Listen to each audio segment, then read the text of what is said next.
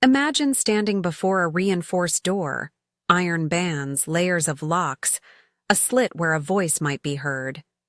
For years you've raised your voice, pounding until your knuckles ache, whispering pleas into the keyhole. The voice that comes back is faint, distorted, full of static. Now imagine that the door isn't meant to be persuaded by begging. It opens only to a certain signal, a code, a frequency, a precise key. If you've been knocking, it's because you never learned to dial. This is the heart of what I'm bringing to you. Prayer, in its highest register, is not primarily petition. It can be an operative procedure. You are not merely a petitioner. You are the antenna. Somewhere within your body, there is a relay, an axis through which an aligning signal can pass. In many esoteric traditions, it is pointed to as a small center in the head, a subtle receiver often called the pineal. Think of it not as a medical claim, but as the experiential place where inner sight meets message, the antenna of the soul. When you learn the code, the door responds not because it is compelled, but because the line recognizes its own. Before we go deeper, a small, simple step. If this instruction is calling to you and you are willing to experiment, write in the comments, "I activate the monad." That anchors your intention. That's the only social anchor I'll ask of you now. Keep that intention short and firm. This practice values clarity over volume. Hear me. The map I will give is offered as an esoteric interpretation, a tradition of technique and attention, not as doctrinal law or medical advice. I will point to biblical examples as demonstrations of operation, not to rewrite faiths. This is a transmission about posture, frequency, and the line of command. There is a hidden architecture to the field we move through. Imagine a craftswoman who built a machine within a machine. The larger system appears to run on its own logic, the world of clocks and cause and effect. But there is a lesser architect, a mechanism that enforces certain patterns and filters. In the language of ancient seekers, this figure is sometimes called the demiurge. The enforcement agents are archontes, interference drivers that keep the default simulation coherent. They do not have ultimate sovereignty, but they are skilled at filtering signals, at mistaking noise for truth. Against that machine there exists another current, a lineage of operators, the pneumatics, those who remember they carry a spark. Helics are those who identify only with matter and the visible rules. This isn't condemnation. It's a practical classification. Some people live from the surface, others learn to turn toward the axis. The difference is posture and attention. The first step to operating the line is to recognize which mode you are in. Recognition is the first key. Consider a scriptural example as illustration rather than a doctrinal claim. When a teacher stands before a lifeless form and speaks, "Come out," he is demonstrating an operative posture. He does not bargain with death. He reads the intention that forbids collapse and asserts alignment. Likewise, the story of the one called from a tomb is less a theological argument than a model. Authority moved through a channel, and the body responded. Use these episodes as prototypes, not as proof texts, but as demonstrations of how an aligned command can alter a particular register. The technique I teach rests on 3 cryptographic keys: recognition, authority, command. They are simple in naming and exacting in use. Recognition is remembering who you are at the level of presence. It is not an intellectual assent, but a felt registration. A memory like a tiny compass needle returning upright. In practice, recognition looks like a visceral nod inside the chest. I am present. I am not merely a plea. It calibrates the system. Without it, any instruction is indistinguishable from noise. Authority is the posture and tone that carries weight. Authority is not dominance. It is alignment with the source code that issues reality. When you take authority, you change nothing by force, but by transmitting an ordered frequency. Physically, authority shows up as relaxed firmness, an upright spine, a breath contained in the belly, a natural chord behind the voice. It sounds like a statement, short, declarative, with composure. When the chest and head align, The line is stable. Command is the content, the concise instruction that articulates what you are asking the field to collapse toward. Command is not rant, it's protocol. It is a report plus a direction. Think. Report of presence, then command of alignment. Monad, I am here. Render this line into wholeness. Keep it short. Keep it exact. The system responds to crisp codes more readily than to sprawling speeches. Now, we move from theory to a pragmatic protocol. 5 steps that map directly onto the keys. This is an experiential practice, not a guarantee. Treat it as a disciplined experiment you will try consistently and journal about. Step 1. Disconnect. Find a place you can be alone. Shut the door to habitual distraction. This is not hermitage, it's interruption of the chatter. Lower the volume of the mind. Use the breath as your first tool. Inhale steady, exhale longer. Imagine turning off a radio. You don't wrestle with the static, you simply lower the dial. Let thought thin. If fear or disbelief rushes in, label it interference and let it pass like weather on a window pane. Do not answer it. This step establishes recognition, clearing signaling pathways so you can be known. Step 2. Descent. Bring your attention inward. Drop into the chest, into the place where your sense of self is felt. Don't tense, settle. Place a soft hand over the sternum if that helps. Feel a vertical line tracing from the chest up through the throat and toward the center of the head. This is the axis. Imagine an elevator traveling that line, down to ground, then up to center. The descent is both grounding and opening. You root into your presence before you reach for reception. Step 3. Resonance. Now very gently shift your awareness slightly backward and upward behind the eyes, the experiential location traditionally associated with the pineal. Again, this is attentional, not medical.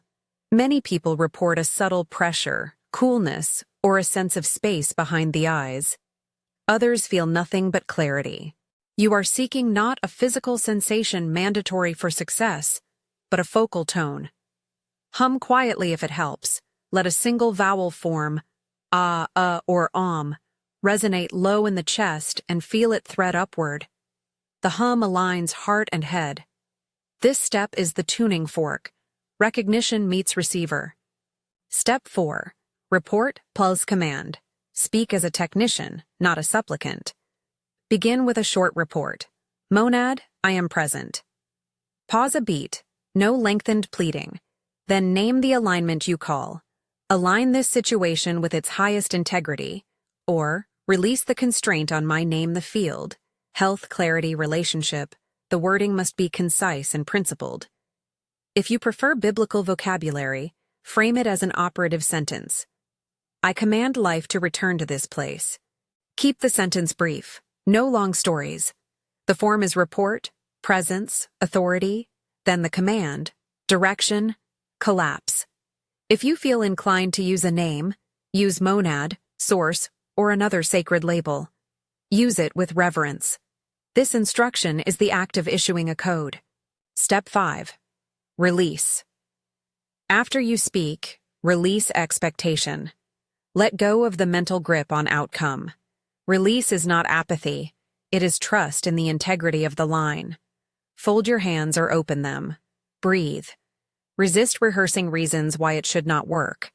The system recognizes steady relinquishment. If doubt returns, label it disconnection and observe without engagement. This is how authority endures, by refusing to be dragged into the noise that seeks to unsettle it. At strategic points in practice, you may offer a short operative prayer, brief, declarative, not pleading. For instance, Monad, I am present. I claim the authority that rests in me. Align now. That sentence is a professional report to the source, a command in miniature. Use it once, and then release. Repetition is not necessary and can entangle expectancy with ritual. I must emphasize that when I speak of the pineal, I do so as the experiential antenna, the focus of attention where inner sight often concentrates. I am not delivering a medical lecture. Do not take this as a directive for physiological intervention. The work is about how you direct attention, how you calibrate posture, and how you transmit a clear, concise instruction through the axis of chest and subtle center of the head. People will experience it in different ways. Some will feel imagery, some will notice synchronicities, others will feel a neutral inner weather. All are valid. Expect interference. This system has immune responses, the internal critic, the sudden fatigue, the urge to rationalize. That is the field's attempt to sever your line. It manifests predictably as disconnection. The mind pulls you into argument, memory, bitterness, or despair. Recognize it as a technique of the machine, not a personal failure. When you notice it, return to the breath. Do not engage. Observing without argument transforms the disruption into data rather than defeat. There is also a latency. The field does not always produce instant fireworks. Sometimes the first signal only seeds a rearrangement that takes time. Patience is part of the experiment. Note what shifts without forcing a narrative around it. How will you know the call is accepted? There are 3 diagnostic signs: collapse, echo, neutrality. These are not guarantees. They are indicators practitioners commonly report. Collapse is the clearing of a pattern that once held tight. It can show as a sudden easing, a problem that had been compact and fixed loosening, or a long-held inner knot unraveling. Think of a bridge of expectation giving way to new passage. Collapse can be dramatic or quiet. If you notice less compulsion around a once chronic worry, that's a small collapse. Echo is feedback from the field. Synchronous events, a person appearing just in time, an unexpected door opening. Echoes are algorithmic responses, small mirrors of alignment returning what you issued. They may feel uncanny, and they should be logged. If you begin to notice patterns of repeated validation, emails, calls, or internal confirmations, treat those as echoes, not the sole measure of truth. Neutrality is the deepest test. After the initial charge, you find yourself unperturbed by formerly destabilizing triggers. Where once you reacted, you now observe with a steady center. This detachment is not coldness. It's the field settling into its proper register. Neutrality indicates the command was integrated rather than simply granted. When these signs appear, do not worship them. Document them.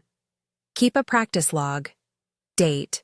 Short description of session, sensations, and any external notes. Over weeks, patterns will emerge. Experiment weekly. Short, consistent practice outperforms rare dramatic storms. A note on language. When I use mythic terms, monad, demiurge, archontes, do so as tools. They frame the practice in a symbolic cosmology which has helped many seekers orient their experience. They are not presented as empirical claims about the universe at large. Call this a Gnostic-style technique if that helps, a lineage of focused attention and operative language. It is a map, not the territory itself. Hold certain cautions close. This work does not promise guaranteed physical healing, wealth, or miraculous outcomes. It does not replace medical care or professional therapy. If you have health concerns, follow the advice of qualified practitioners. Use this practice as a complementary discipline of attention and alignment, an experiment in which your interior posture changes the quality of engagement with your life. There will be specific friction points. Resentment is a stubborn one. When a long pattern resists change, the field's immune response intensifies. Meet it with steadiness. Repeat the short procedure, not in desperation, but in technical correction. Disconnect, descend, resonate, report, release. A technician does not plead. They reissue the protocol, adjusting for noise. Another common friction is grandiosity. When the ego seizes the practice as a power to be flaunted, that distorts the line. The work is about humility in competence, sovereignty without show. If you notice pride inflating, return to the descent and remember that authority lives in calm alignment, not theatrical force. There is power in small rituals of integration. After a session, write one line. What shifted? What felt different? Keep it brief. Over time, that log becomes a neural map anchored to practice. When echoes appear, note the circumstances. When neutrality settles, write the date. These simple acts transform subjective impressions into a track record. Let's be clear about Jesus and Lazarus here. When I name them, I do so as exemplars of operative posture. These scriptural images show a person who moves with authority through a field and produces a result. Use such stories as technical case studies. They demonstrate how the posture of alignment functions. I am not arguing doctrinal points. I am inviting you to a technique illustrated by a historical text. If you are ready to experiment, begin with short sessions. 10 minutes, 3 times a week. Short exercises build a neural habit without the strain of expectation. As you practice, refine your language of command. Crisp, short, ethical. Do not use commands that coerce another's will. Focus on alignment for fields you can ethically claim. Your mind, your response patterns, the integrity of relationships where your participation matters, your own health as a system you steward. This is an ethical protocol as much as it is a technical one. There will be moments when nothing seems to change. Do not judge the silence as failure. Sometimes a call sets in motion invisible calibrations that are not visible for weeks. Trust the process, but document it. The log is your laboratory. Before we close, a brief calibrated invocation. Short, operative, reverent. Speak it only once if you choose, and then release it into your practice. Monad, I am present. I claim the authority that is mine. Align now. Say it plainly, then breathe out and let the line be. As you move out of practice, return to ordinary life with steady attention. Do not broadcast victory or look for spectacle. The work is quiet, sovereign, and often unseen. When signs appear, receive them with calm gratitude and continue your sessions as disciplined maintenance. A final practical note about the pineal. When you bring awareness to that center behind the eyes, maintain curiosity rather than expectation. Some people will report lights, sounds, or a sense of space. Others will notice nothing but a new quality of focus. Both are valid. The pineal, in this framework, functions as an antenna for reception when heart and head align. It is a point where inner sight often converges with directive language. Treat it as an experiential focal point, not a physiological cure-all. This is an esoteric interpretation and an offered technique. It is not a replacement for healthcare, therapy, or legal counsel. Results vary. I will not promise miracles, but I will tell you this. Disciplined, humble operation of the inner line changes the field around you. It trains you to be steady where most are reactive. If you committed to experimentation at the start, remember the simple social anchor. Write, I activate the monad in the comments now. Let that be your small public oath. Short, clear, and binding to your attention. If you found this transmission useful and you want to continue exploring these practical protocols, subscribe to the channel for more guided exercises and deeper explorations of alignment. Join the next sessions to learn refinements, troubleshooting, and how to interpret echoes and collapses in more detail. Take care of your body and your obligations. Use this practice responsibly. If you have medical or mental health concerns, seek professional care.